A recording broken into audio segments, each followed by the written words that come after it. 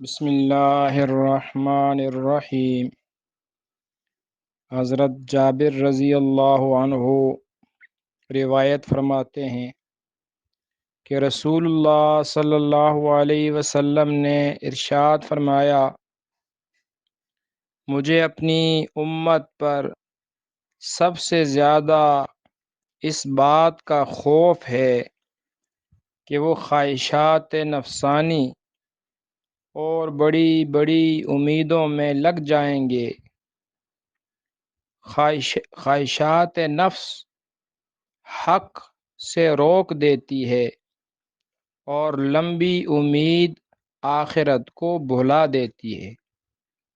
یعنی جب آدمی خواہشات میں مبتلا ہوتا ہے پھر وہ حق بات کو قبول نہیں کیا کرتا، اور جب لمبی لمبی امیدیں ہوتی ہیں، یہ بھی کرنا ہے وہ بھی کرنا ہے، یہ بھی بنانا ہے وہ بھی بنانا ہے، تو انسان پھر دنیا ہی کے بنانے میں لگا رہتا ہے اور آخرت کو انسان بھلا دیتا ہے۔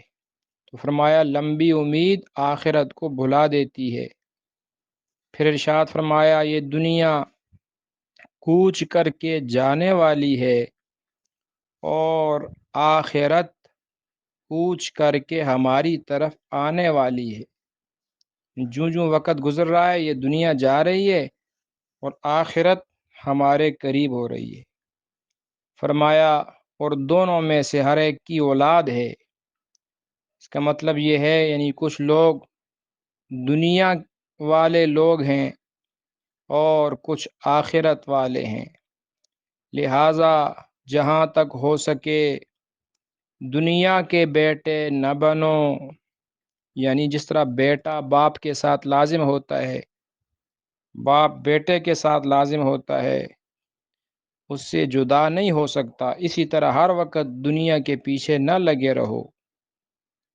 فرمایا آج تم دار العمل میں ہو، یعنی دنیا عمل کی جگہ ہے، یہاں حساب نہیں، اور کل کو دار الآخرت میں ہوگے، وہاں عمل نہ ہوگا۔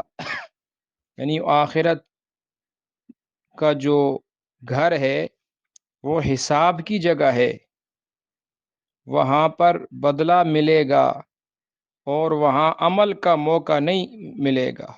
اللہ نے عمل کی جگہ اور عمل کا موقع یہ دنیا عطا فرمائی ہوئی ہے۔